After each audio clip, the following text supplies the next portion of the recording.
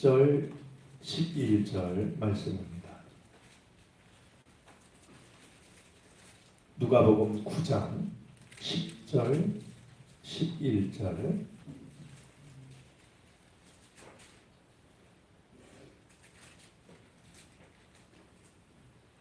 말씀을 한 절씩 교독하겠습니다. 사도들이 돌아와 자기들이 행한 모든 것을 예수께 여쭈니 들이시고 따로 벳세다라는 고을로 떠나가셨으나 우리가 알고 따라왔거늘 예수께서 그들을 영접하사 하나님 나라의 일을 이야기하시며 병고칠 자들을 고치시더라. 아멘. 하루를 주님 앞에서 시작하는 우리 모두에게 오늘 하루를 믿음으로 살아갈 수 있는 힘과 지혜를 주님께서 허락해 주시기를 바랍니다. 우리가 앞서 예수님께서 제자들을 세상으로 파송하신 그런 말씀을 나눴습니다. 이제 제자들을 선택하시고 또 제자들을 가르치시고 또 제자들과 동행하시던 주님께서는 어느 때가 되자 제자들만 세상으로 보내십니다. 이제 마가복음 기록에 의하면 제자들을 둘씩 보내다 이렇게 말씀하심으로써 서로 힘을 합하라라는 것뿐만 아니라 너희들의 말과 너희들의 삶이 같아야 된다 하는 것을 이제 보여주셨습니다. 왜냐하면 우리 율법에 의하면 중요한 일일수록 두 사람의 증언이 이제 같아야 그것이 이제 효력을 갖기 때문에 둘씩 보내다라고 하는 것은 너희가 같은 말을 하고 너희들의 삶이 일치해야 사람들은 너희들을 신뢰할 것이다. 이런 의미 또한 이제 담고 있습니다. 주님은 그들을 내보내시면서 그들이 해야 할 일을 일러 주셨습니다. 귀신을 축출하고 병을 고치고 하나님 나라를 선포하는 것이었습니다. 또한 주님은 그것만 말씀하신 것이 아니라 너희가 최소한의 것으로 가라고 하십니다. 그 일을 위해서 지나치게 많은 것을 준비하지 말라. 그럴 필요가 없다라고 하셨고 결코 좋은 조건을 탐하지 말라라고도 말씀을 하십니다. 더 편안한 집, 편안한 거처 이런 것에 얽매이지 말라라고 일러주셨죠. 이렇게 제자들을 파송하셨는데요. 오늘 말씀을 보면 그 제자들이 이제 예수님께 돌아와서 자기들이 행한 모든 것을 예수님께 여쭙니다. 보고합니다. 이 제자들이 예수님의 파송을 받아서 얼마 동안 사역을 했는지를 성경은 말하지 않습니다. 그 기간이 몇 주였는지 몇 달이었는지 그것에 대해서 말하고 있지는 않지만 제자들은 이제 때가 되었을 때 주님께로 돌아와서 자기들이 행한 모든 것을 보고합니다. 저는 이 단순한 사실이 우리 인간이 잊지 말아야 될 중요한 의미를 가지고 있다라고 여겨집니다. 제가 장례 때가 되면 가끔 인용하는 옛말이 있는데요. 출필고하고 반필면하라라는 말입니다. 집을 나설 때는 이제 다녀오겠습니다라고 반드시 말씀을 드리고 나가고 다녀와서는 그냥 흐지부지 하는 게 아니라요. 반드시 얼굴을 뵙고 다녀왔다라고 말씀을 드려라 하는 것인데요. 예수님은 제자들을 파송만 하신 게 아니라 이 때가 되자 제자들이 돌아와서 그동안 있었던 모든 일들을 보고하고 있는 말이죠. 우리도 이 시간을 피할 수가 없습니다. 하나님께서 우리를 이 세상에 내셨다면 우리는 때가 되면 주님 앞에서 우리가 어떤 삶을 살았는지를 다 고해야 됩니다. 그냥 내가 잘한 것만 얘기하는 게 아니고요. 오늘 말씀을 보면 모든 것을 여쭙습니다. 내가 행한 모든 것.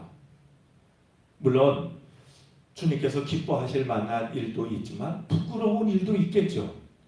또 내가 기억하는 일뿐만 아니라 주님께서 그 이야기를 들으시고 대답하실 말씀도 있을 겁니다. 그냥 보내시기만 하고 그것으로 끝이 아니라 주님은 보내심을 받은 우리가 어떤 일을 했는지, 어떤 삶을 살았는지 모든 것을 다 알아야 하는 시간이 우리를 기다리고 있다 하는 겁니다. 우리 달란트 비유를 보아도 달란트를 맡겨놓고 그것으로 끝이 아니지 않습니까? 다녀온 뒤에 결산을 합니다. 그래서 얼마나 많은 것을 남겼는지 혹은 받은 것을 그대로 땅에 묻어두었는지 결산을 하고 상과 벌을 내리시는 것을 우리는 말씀을 통해 확인할 수가 있습니다. 하나님께서 우리를 이 세상에 내신 것으로 모든 것을 다 끝난 것이 모든 것이 다 끝난 게 아니라 우리는 어느 순간 그 기간은 알 수 없지만 하나님 앞에 서서 우리가 어떤 삶을 살았는지 어떻게 믿음을 지켰는지 이것을 보고할 시간이 우리를 기다리고 있다라고 하는 것을 늘 마음에 두고 우리를 보내신 그 삶을 최선을 다해서 살아가야 할 것입니다.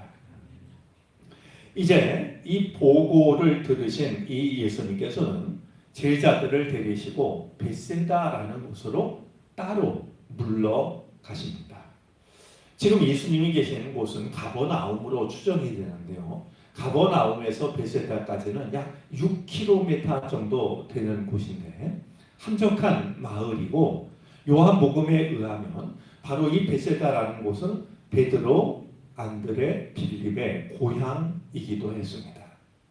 아마 그들이 잘 알고 있는 그곳이다 보니까 이제 따로 한적한 곳으로 가서 이제 제자들의 보고를 받으신 주님께서는 그들과 대화도 하시고 또 그들의 얘기를 듣고 또 들려주고 싶은 말씀을 들려주시고 어떤 면에서는 주님께서 그들의 일을 하나하나 판단하기도 하시고 그러니까 조금 단순하게 얘기하면 쉬기도 하고 재평가하기도 하고 힘을 얻기도 하는 이런 시간을 갖기 위해서 주님은 벳세다라는 곳으로 따로 물러가셨던 것이었습니다.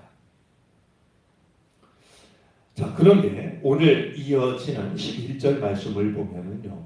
무리가 알고 따라옵니다.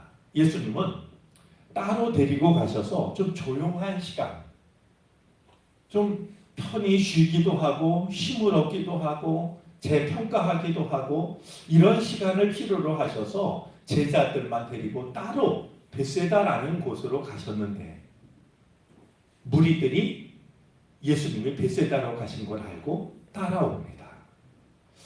아마 그냥 보통 사람들 같았으면 좀 쉬려고 왔는데 여기까지 따라오냐고 말이죠. 좀 다음에 보자고 이런 얘기도 하고 어떤 면에서는 그냥 좀 뭐라 그럴까요? 불편하게 여기거나 짜증을 내거나 그럴 수 있지 않을까라는 생각도 드는데요. 예수님은 그러지 않으십니다. 이어지는 말씀을 보니까 예수께서 그들을 영접하십니다. 따뜻하게 맞아들이셔서 하나님 나라의 일을 이야기하시며 병 고칠 자들은 고치시더라. 그러니까 하나님의 말씀도 듣고 또 병을 고치기 위해서 무리들이 많은 사람들이 예수님을 따라왔던 것을 확인할 수가 있습니다. 예수님은 그런 상황에도 상관없이 그들을 따뜻하게 맞아주시고 하나님 나라 이야기를 들려주시고 또 그들이 원하시는 대로 병을 고쳐주시는 이런 모습을 우리는 오늘 말씀을 통해 확인하게 됩니다. 아무리 상황이 달라졌다 할지라도 또 혹은 중요한 시간을 갖는다 할지라도 한결같은 삶을 살아가고 계시는 예수님의 모습을 볼 수가 있습니다. 이 은혜 또한 우리가 사모하고 누릴 수 있어야 할 것입니다. 세월이 지나갈수록 우리들의 몸은 점점 약해지고 때때로 우리들의 삶은 환경이 급변하는 말이죠. 혹은 내가 이제 원하고 기대하는 그런 일들이 있고 시간이 있게 마련입니다. 하지만 우리가 경험하지만 모든 일이 내 뜻대로 되는 것만은 아닙니다. 나는 조용한 시간을 갖기를 원하지만 무리가 찾아오기도 하고, 나는 쉬기를 원하지만 더 많은 일들이 내게 주어질 때도 있습니다. 하지만 예수님이 보여주시는 것은 그럼에도 불구하고 한결같은 마음, 한결같은 모습을 보여주고 계십니다. 우리의 삶이 달라질 수밖에 없지만, 또 내가 원하는 대로 일이 되어지는 건 아니지만, 그래도 우리들의 마음은 한결같을 수 있기를, 그래서 변함없이 우리에게 주어진 믿음의 길을 끝까지 걸어갈 수 있었으면 좋겠습니다. 어떤 면에서는 내가 주님 품에 안기는 그 마지막 순간까지 한결같은 모습을 지키는 것이 가장 큰 복이 아닐까, 그런 생각도 해봅니다. 우리가 건강할 때, 혹은 이제 내가 원하는 대로 일이 되어질 때, 그때 우리의 모습뿐만이 아니라 그렇지 않은 데에도 한결같은 마음, 한결같은 모습을 지켜가는 것이 주님 안에서 받을 수 있는 가장 귀한 복이다라고 여겨지는데, 오늘 말씀을 듣는 우리 모두에게 이 복된 은혜가 임하시게 되기를 주님의 이름으로 축복합니다. 기도하겠습니다. 오늘도 우리들의 잠자리를 일깨워 주시고 허락하신 새로운 날 첫 시간을 주님 앞에서 맞이하게 하여 주시니 감사를 드립니다. 오늘 우리에게 주신 이 하루의 시간, 주님께서 우리 삶의 주인이 되어 주시옵소서. 우리가 어디에 있든 무슨 일을 하든 주님과 함께 주님 안에서 살아가는 복된 날이 되게 해 주시기를 바라고 원합니다. 오늘도 우리에게 일용할 양식을 대하기 전 하나님의 말씀을 먼저 대하게 하여 주시니 감사합니다.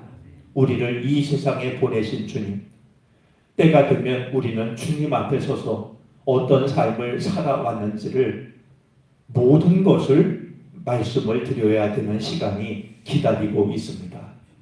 주여, 허투루 살지 않게 하여 주시옵시고 주님께 말씀드릴 때 부끄러움이 없게 해 주시기를 바라고 원합니다. 세상의 일들은 우리가 원하는 대로만 되어지지 않습니다. 그럴수록 주님 앞에서 한결같은 모습, 한결같은 마음을 지킬 수 있게 해 주시옵소서. 주님, 이제 우리에게는 수많은 기도의 제목들이 있습니다. 세계 곳곳 열방을 주님 굽어 살펴 주시옵소서. 전쟁과 기근, 고르지 못한 기후 위기로 인하여 수많은 사람들이 고통을 받고 있사오니 긍휼히 여겨 주시기를 바라고 원합니다. 어서속히 총성이 멈추게 하여 주시옵시고, 누군가 교만함이든 잘못된 판단이든 하나님의 뜻에서 벗어난 지도자가 있다면 주여 그가 잃어버려선 안 될 그 마음을 되찾게 하여 주시기를 바라고 원합니다. 하나님 앞에 겸손히 무릎 꿇게 하여 주시고 하나님의 뜻을 구하는 지도자들이 되게 해 주시기를 바라고 원합니다. 이 나라 이 민족도 주님이 굽어 살펴 주시옵소서. 잘못된 시간으로 잘못된 그곳으로 후퇴하는 일이 없게 해 주시기를 바라고 원합니다. 정의와 공의가 강물처럼 흘러가기를 원하시는 주님, 정의와 공의가 메마르지 않게 하여 주시옵시고 주님, 이 땅에 사는 모든 이들에게 그 놀라우신 은혜가 고루고루 펼쳐질 수 있게 해 주시옵소서. 남과 북의 갈등도 불쌍히 여겨 주시옵시고 허리를 두른 철조망을 이제는 걷어내게 하여 주시옵시고 한 민족 한 통포로 얼싸안게 하여 주시사 땅끝까지 복음을 전하는 선택받은 민족이 되게 해 주시기를 바라고 원합니다. 이 땅의 교회를 긍휼히 여겨 주시옵소서. 구원의 방주가 이제 하나님께서 우리에게 주신 사명인 줄 믿습니다. 구멍난 배의 밑바닥을 메꿀 수 있게 하여 주시옵시고, 이제 우리를 바라보는 세상 사람들 마음속에 구원의 방주로서의 역할을, 소명을 되찾게 해 주시기를 간절히 바라고 원합니다. 정릉교회도 주님이 주인이 되어 주셔서 이 땅에 세우신 주의 뜻을 분별하게 하여 주시옵시고 감당할 수 있도록 도와 주시옵소서. 한 사람 한 사람, 한 가정 한 가정 하고 있는 모든 일들 주께서 이제 눈동자처럼 지키시고 살피시사 모든 고난과 모든 어려움과 근심과 걱정에서 저희를 건져 주시기를 바라고 원합니다. 은혜 가운데 살아갈 수 있도록 복을 내려 주시옵소서. 특별히 몸이 아파 어려움을 겪고 있는 교우들이 있습니다. 코로나로 인하여서 회복의 시간을 갖고 있는 교우들도 있습니다. 재정적인 문제로 곤란을 겪고 있는 이들도 있습니다. 주여 모두 아시오니 은혜를 베풀어 주셔서 주의 손을 붙잡고 일어서게 하여 주시옵소서. 이제 저희들의 담대한 믿음이 주어진 모든 어려움을 이기고도 남게 해 주시옵기를 간절히 바라고 원합니다. 오늘은 수요일입니다. 주님께 모여 예배할 때 주님이 영광을 받아 주시옵시고 우리들의 믿음의 뿌리가 더욱 깊어지게 하여 주시고 믿음의 열매가 더욱 풍성해지게 해 주시옵소서. 주님께 예배하는 시간을 기억하고 깨어 준비하는 시간, 오가는 시간, 예배하는 시간, 기도하는 시간, 그 모든 시간이 주님을 바라보는 시간 되게 하여 주시고 주의 은혜를 사모하는 시간이 되게 하여 주시옵소서. 한날의 모든 삶을 주님께 맡기고 의지하며 거룩하신 주 예수 그리스도의 이름으로 기도를 드립니다. 아멘. 하늘에 계신 우리 아버지여, 이름이